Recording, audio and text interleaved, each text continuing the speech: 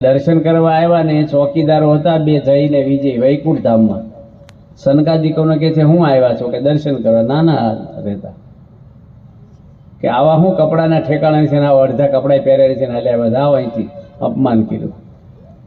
સનકાજી કોઈ કીધું કે તમે ઊભા રહેવાને લાયકાત નથી, તમારી વાણી વિવેકાય નથી, જાઓ અસુરો થઈ જાઓ તમે.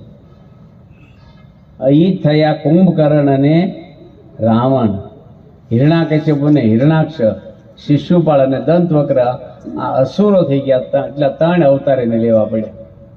ક્યાં બેઠા હતા? વૈકુંઠ ધામને દરવાજે. વાણી ફેરવી દે પાણી ને વાણી કરાવે લાહણી. કોઈને હું કામ આપણે કાંઈ એવું બોલવાની જરૂર છે? દરેક માણસોનું હિત કરવું આપણે. અને